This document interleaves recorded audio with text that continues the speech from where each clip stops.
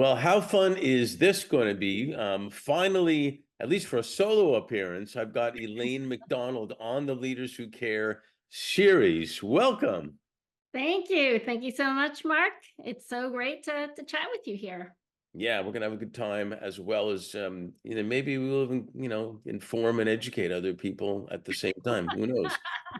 But we'll learn from each other, which as we always Yeah. do. So that'll be super valuable. And as I always say, let's do a brief intro. Not all the business and any stuff like that, but where are you now? Where are you from? Family? Um, I love asking people to talk about something that they've never told anybody before in their life and see what they come up with or something like that. But share a little bit about you. Yeah. Let's see. I am here dialing in or zooming in from Los Altos, California, from Northern California. I've lived here for about 25 years or so. I'm not a native Californian. I actually was born and raised in New York. And spent most of my time in the East Coast, but I really love being out here in California. I Me have, too. yeah, it's great. I have three daughters, and a dog. He's also female. So the house, my poor husband, the house is always filled with female energy, let's just say. Poor guy. Um, and you have how many dogs or a dog? Just one. There's been a lot of pleading for two, but I think that's about as much as I can handle. We always had one, but when we got two, it always seemed better. And then at one point I had my three sons, two Dobermans, two miniature pinchers, and a bird all in one house. And it was hectic, but it was created a lot of memories, I'll tell you that. That's true. A lot of laughter and a lot of memories. That's true. I do tell the kids once they all are out of the house, which is soon, that's when I'll consider getting more dogs as replacement for kids. Not at the same time. Well, there's pros and cons. They're pretty, the dogs they are our best friend. There's no doubt about that. And what about your family? Where's your family from originally? Yeah. So originally my parents were Chinese immigrants. So I was born in Queens, New York. So that they came from southern China and came when they were probably in their teens, and the Chinese-Japanese War left China to make a new life in the US. So this was in the 50s. Wow, good for them. Yeah, yeah. So yeah, just in some ways a typical sort of immigrant story. Came here with nothing, didn't know a word of English, worked their way up, started a business, and then the kids really benefited from that, especially me.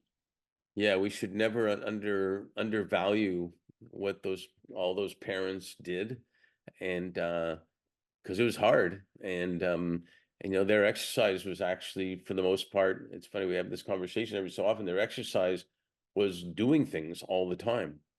Right, You right. know, Being on the go. Right. The yeah. concept of making a date to do something on a machine was just kind of unheard of in a gym. Yeah, yeah, exactly. I mean, they were just exercising all the time, going to work, to this, that, whatever, and cooking and whatnot. So good for them. Well, they did good with this daughter. It seems so. So we're talking about they came as teens. What were you like a kid or a teenager? Were you the Barbie girl or the tomboy or a combination? Were you video games? Were you sports, music? What was it? Yeah, I think probably not surprisingly, as a child of immigrants, I started off as the academic nerdy kind of kid, focused on the academics because that was like the focus of the way to salvation and success in the US in the in the traditional sort of Asian household. But then, so definitely not the Barbie, definitely not the tomboy. Probably though, I think I probably got more into my own sort of skin teenager. I started doing things that I really personally enjoyed, which was really doing, it's just like being active and exploring a lot of different issues. So whether it's writing in the newspaper, costume set design, life sciences, community service, I just Loved every except joining any sports team. So athletics is that was one thing I just never touched with the 10-foot pole, and that hasn't changed, unfortunately. Uh, so yeah, the whole exercise bit isn't, or yeah, getting out there isn't something that I ever kind of, yeah, learn to love. Well, I mean, not breaking news, but you're pretty good exercise walking on the beach. I know, that's right. I So know, with that resistance with the sand and then the water, just, that's pretty darn good. I thought it was good for sure. And walking my So dog too, that also, that is one advantage that of a dog also is you're forced to walk. Um, yes. so that is a good one too. Well, tell us about, starting with education. What intrigued you about history and science? That was your original degree, and then after you went to get your MBA at Harvard. But what was the thinking there? Yeah, I mean, originally, because I was interested in so many different things, I wasn't sure whether I wanted to pursue sort of a sciencey path. So I was really interested in life sciences and biological sciences. But I also had this liberal art creative side of me. I loved journalism. I loved writing.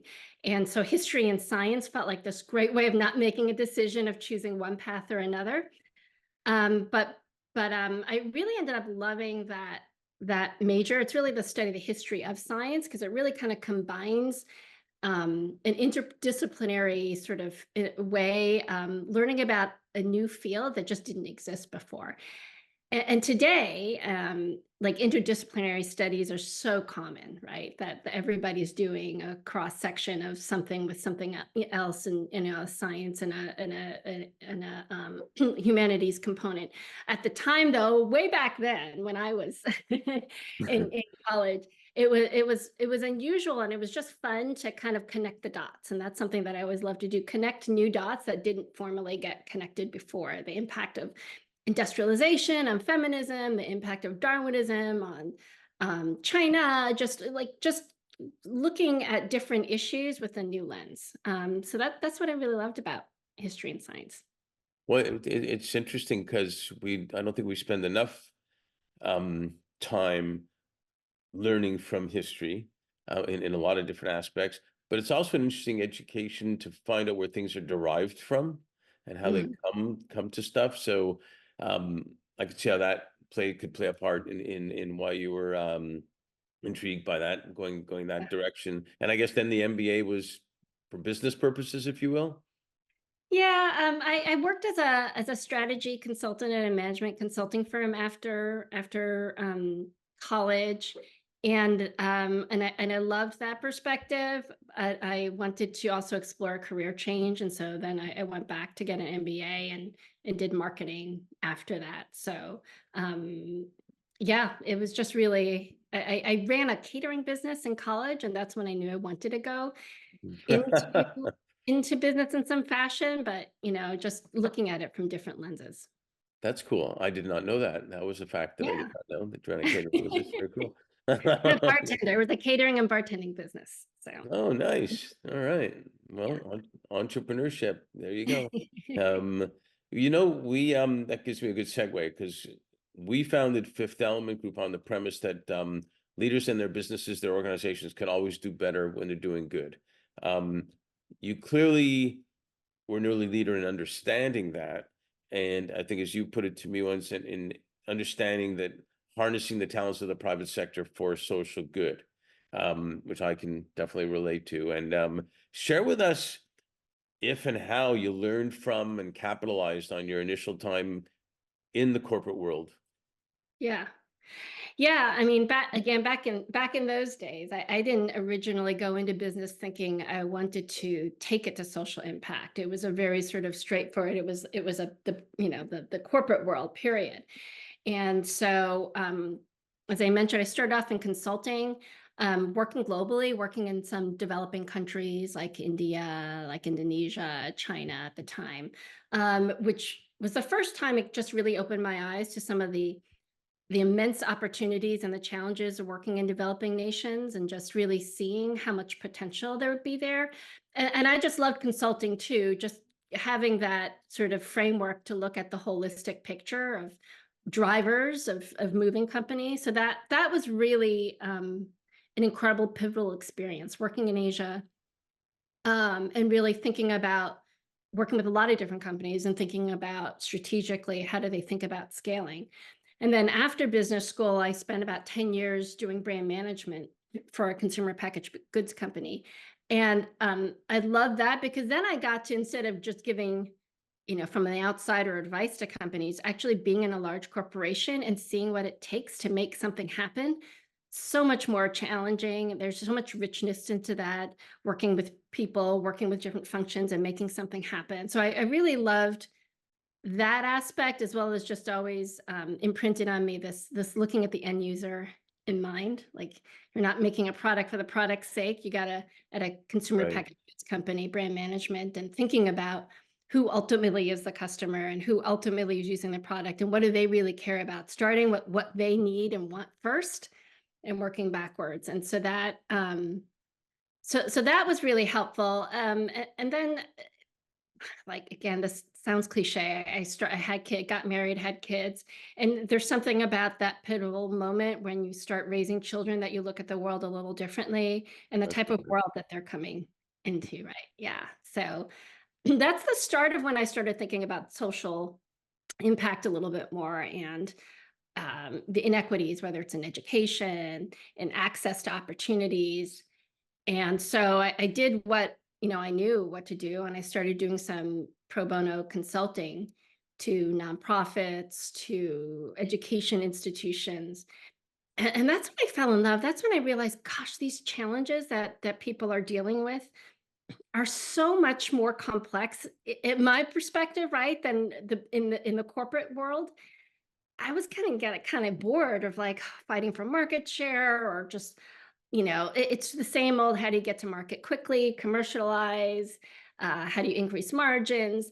And when you deal with a social, I'll borrow your term, Mark, that you introduced me to, for a social profit, whether they're a nonprofit or a for-profit, but a social profit organization, the metrics for success is so much richer, right? It's not just the financials, it's the impact on people's lives. yeah. And so I've kind of just realized this is a much more exciting space to be in. And in so many ways, what I've done in the corporate side for so many years can really be leveraged in the social profit side, because no matter what organization you are, you care about funding, diversifying revenue, building awareness, executing a product or service well. It doesn't matter, whether it's a widget or whether it's a service for Right. people in need. So that's where I said, I'm going to take my skills and I'm going to apply it there. That's where I think it's most interesting and where I could be of help. Well, when they tell us that your life's going to change when you have kids, they were not kidding in many respects, because it's true, and it did. But you're right. It's natural. All of a sudden, you have this miracle that just got born, and so it is a whole different perspective, in a great way. Um, I remember when I did a lot of work with some big companies, including Burger King, world headquarters in Miami, and once a year at least they took all their corporate staff out, and it wasn't called a retreat. It was called a let's remember why we're doing what we're doing type of thing. And it was get them to thinking, I'm not in the accounting business, the marketing business, the supply chain business, whatever they did business. We're in the business of nourishing people. Mm-mm. To your point about what do they care about, what they need. And I also liked your comparison of the consulting versus the corporate. And we all want to be on a team and win the championship with a team, rather than necessarily telling somebody what to do, and but you're not, Right. you're part of it, but you're not part of it. And I hear that, a lot. You talked a little bit how you got, how you were influenced, your vision was influenced, and whatnot. But what about your corporate, the knowledge and relationships? You talked a little bit about it there. Expand a little bit on the knowledge and relationships you got from corporate, and how that you took that forward. Yeah, I mean, for sure, the people and the skills that I picked up, whether it's looking and analyzing a challenge that a startup or organization is facing, to what does it take to really make something happen, the execution piece, which is just as important as the strategy. You can get the strategy right, but like nothing happens if it's not executed well. It's really about being able to inspire and motivate people, being able to understand what are the key drivers, what brings out innovative thinking, what brings out teamwork, as you said, and collaboration.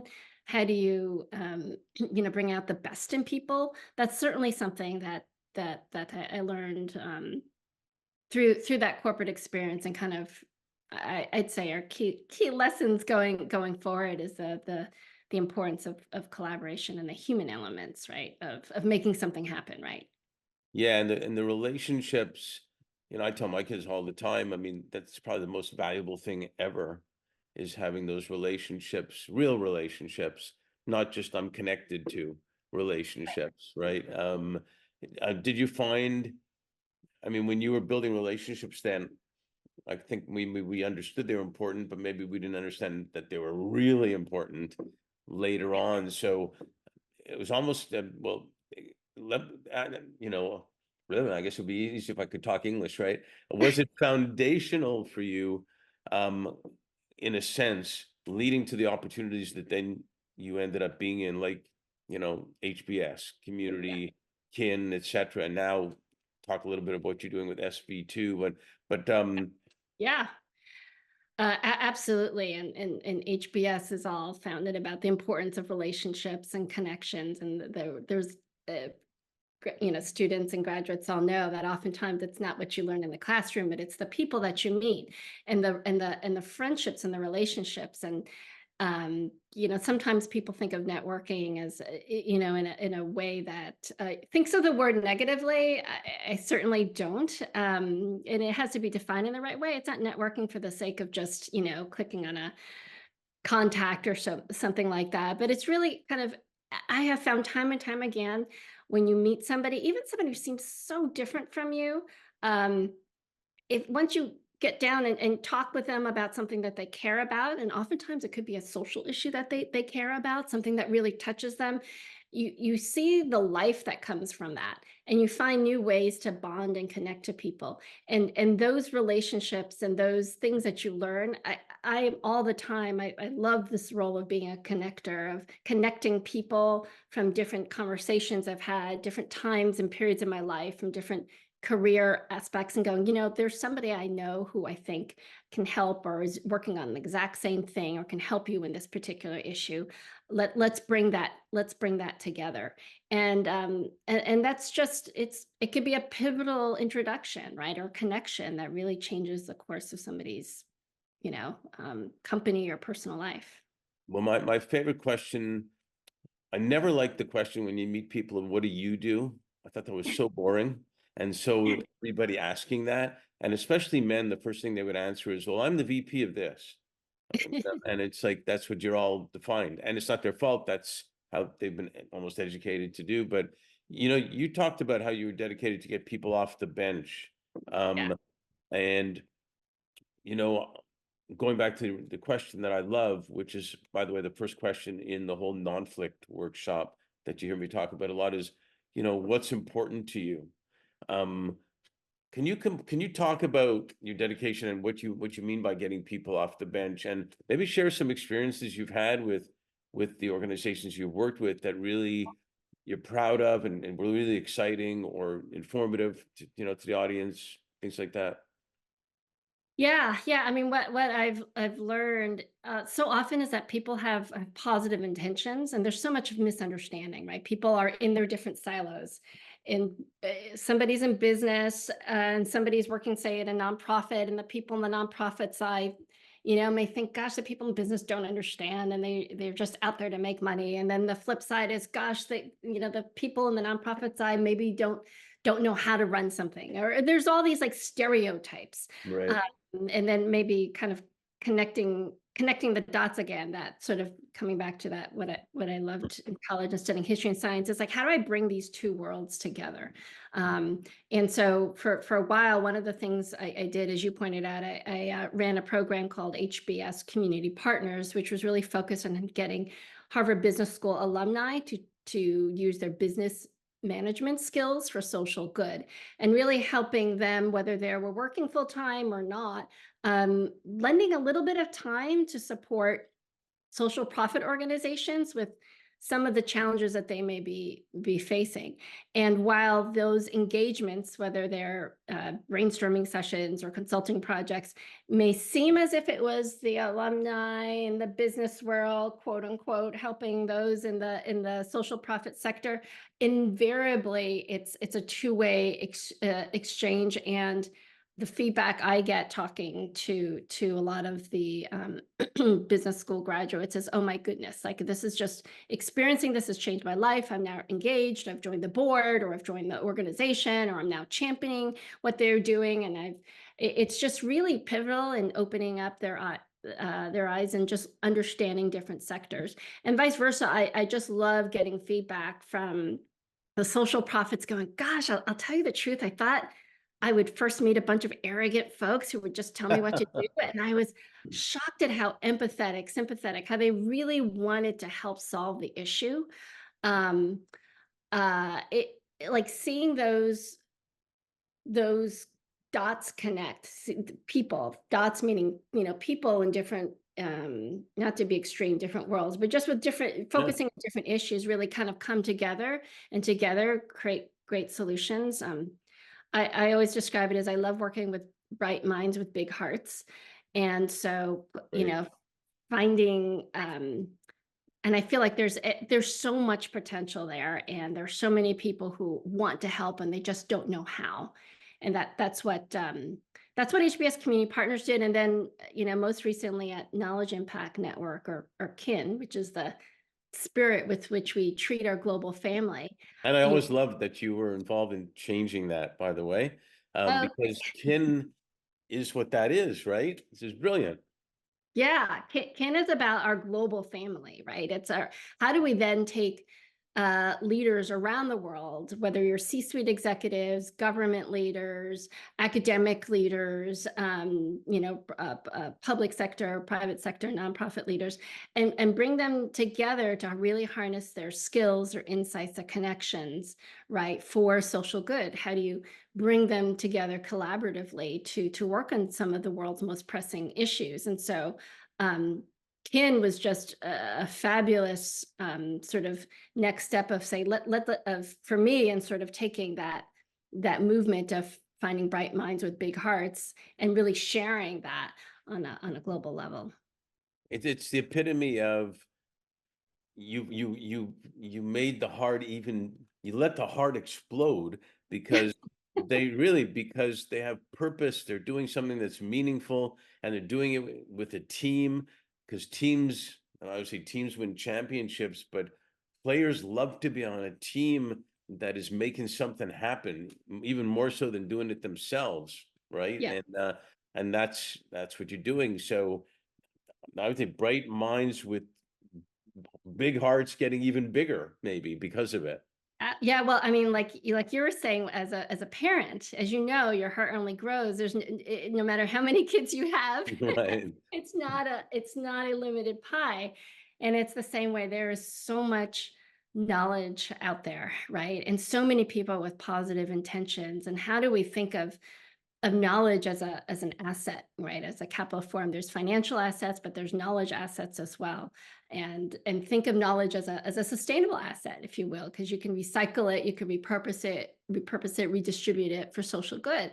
And it's a gift that keeps on giving. You don't lose it when you give it, right? It's just it is expansive, right? And so if we really thought of it, just as we are thinking about no longer using plastic water bottles, if we think about, okay, how do I take this knowledge and how do I give it and use it, and distribute it in ways that can be really helpful.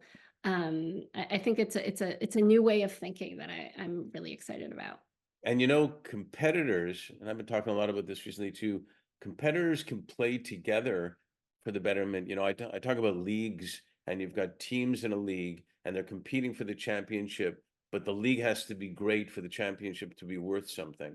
Yeah. Coke and Pepsi and Dr. Pepper right now are working on bottles together that's better Mm. for the world. So competitors can work together for the Yes. betterment. of everything in that respect. And knowledge, I like sustainable knowledge, especially in a time when um, people are getting older, but there's all types of technology now to retain their knowledge too, Mhm. right? And so it might be the most valuable asset we have, Absolutely. I mean, there's finances are finite, right? but knowledge can be infinite if we can think about how we can use what we have and share it. How much more quickly can we really accelerate solutions if we thought of right that it's not a competition. It's really a way to collaborate to kind of push innovation further. Yeah, and a lot of the projects you've worked on, um, I think were in a way where you're helping people, like you said, that don't know how to do it, but you're also helping situations where may even be marginalized people or whatnot, that once they get a tidbit or a taste of that knowledge, as someone once said, who knows how many Einsteins are in all those people, and that creates that unlocks knowledge and Mhm. that they have. So it's a tremendous asset that I think we're still underusing, obviously, Yeah. to a great degree. Tell us a little bit then about Silicon Valley social venture partners.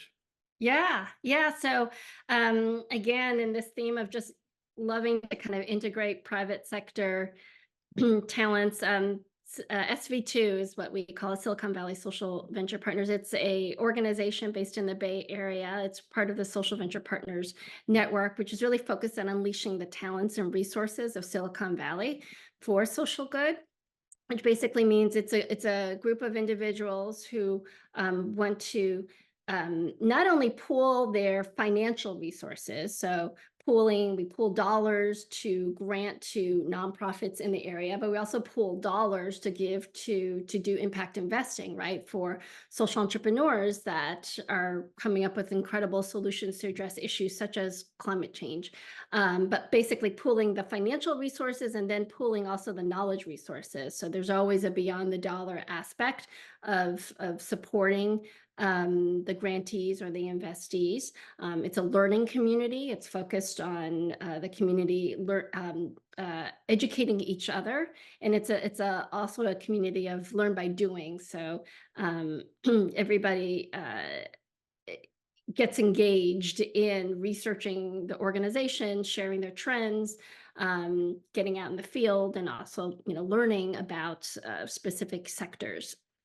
So That's awesome. it's a fabulous community, and it dovetail really nicely with basically what you pointed out is the issue area that I really care about, which is about getting people off the bench, getting the private sector to kind of find ways to take that kind of talent and apply it in new ways.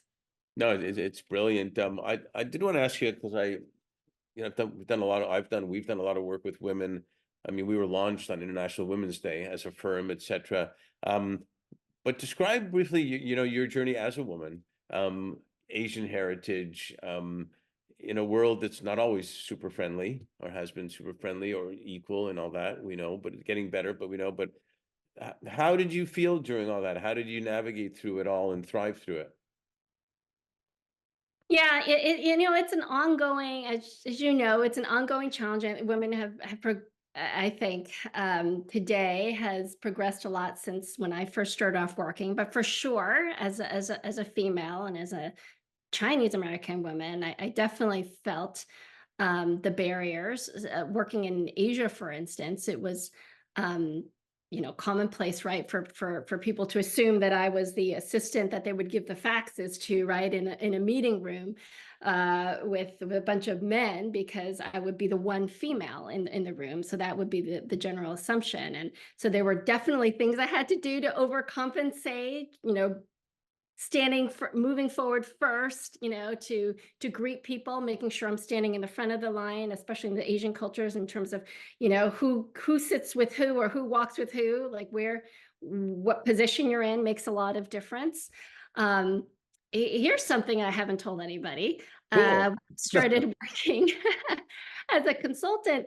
I changed my voice. I put on a deeper voice whenever I answered the phone, when I introduced myself, because, having a friendly young, female voice wasn't really conducive, working and advising, Fortune 500 type company leaders. So I purposely put on my deeper voice. Um, most recently, I am actually very interested in getting more engaged in helping Asian American women succeed in the marketplace. There's data that shows that all the different um, uh, populations out there, Asian American women are the most disadvantaged in getting promoting to senior levels than any other type of demographic. So behind African American women, behind Asian men, Asian American women specifically face the greatest barriers, the greatest glass ceiling in really rising to C-suite positions. And again, a lot of it has to do with cultural biases, or just Right. even unconscious bias, I would say, in terms of how people talk to Asian women. And I feel fortunate to be at a stage in life now where I can maybe advocate for that to be different. No, it's great, and I can appreciate you have to think about or had to think about all these things because I had some great female bosses, especially when I was at Deloitte and where I saw some of the prejudice and everything, and it was absolutely ridiculous. Um, and you had so many things to think about, even stand in the right place in line and all that. So had to be a little bit. It gets to be a little exhausting, probably frustrating, I'm sure. To go through all that. Um, Yeah, and just having to be creative. I mean, when I was raising kids, having to figure out, "Okay, how do I do this on a part-time basis? How do I do this on a job share basis? How do I operate my own independent, firm for a little while until I, got to the point where I can go back full time?" And so it definitely required additional creativity, and it is harder. And I was fortunate to be able to figure that out, but that so many people can and have to make very clear trade-offs, right, between career and family, which is still, as I mentioned, it's an ongoing challenge. yeah, I had a boss who was a senior manager, going to be partner at Deloitte that had to go through that, and Deloitte's way better now than it was then in that era. But yeah, it was, and even as a business decision, the firm didn't make the right decision because she wanted to have both and so on. So yeah, it's luckily the world's changed to some degree. But also we were speaking of knowledge, what you're talking about doing with young Asian women is better for community in the world because the knowledge that's going to come out of those women is going to be spectacular. It just will. It will. Or at least discovered, whereas it might not have been discovered, otherwise. So um last couple of things. The fourth industrial revolution has pretty well been defined as technology, mostly AI now, but VR, AR, and all that. But the fifth is described as humanity, and there's the whole thing about well, we look at it. We have what's the interaction between impact and talent? Where does technology fit into that? Can you just share your thoughts on with everything going on with AI and how it's moving faster than no one can stop it? Um, is it for good? Is it for bad? Where is it going? What's your just thoughts on the whole scenario? Yeah, I mean, I don't have a crystal ball per se. I don't think anybody does on the future of AI. I definitely, more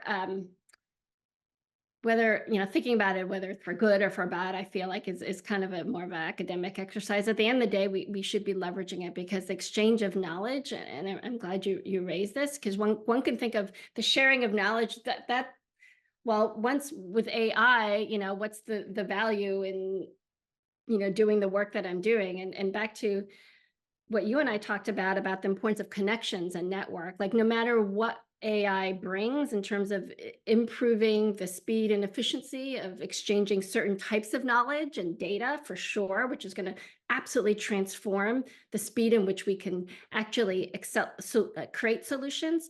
You Mhm. can't replace, I believe, certainly not in my lifetime, the human intelligence and the human connections that are required, right? That network, back to the at the end of the day, things happen because of people, and people helping other people and choosing to say, you know what, I met somebody and know somebody who can help you in this country break through that red tape. or I know a supply chain expert who can help you figure out how to address this challenge in reaching in delivering food, in an area that has just been flooded or with an earthquake. That type of connection and bonding, it's just so critical. I mean, time and time again, I've just seen it's the human piece. And I talked about this too when I worked at a consumer packaged goods company. It's the execution. It's people working together. It's being inspired. It's thinking creatively. It's making those contacts that ultimately make something happen. The data alone isn't sufficient to solve the issues. And so I think AI is going to be incredible, an incredible positive force. Um, but it's not going to solve every issue in the world on its own.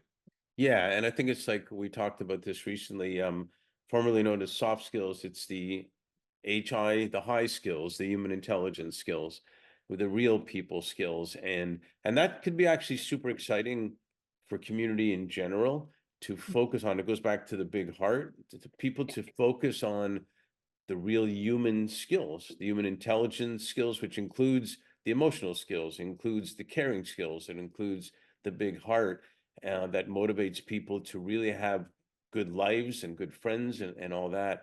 So Mhm. if it's done that way, as you're talking about, it could be spectacular. Mhm. Absolutely.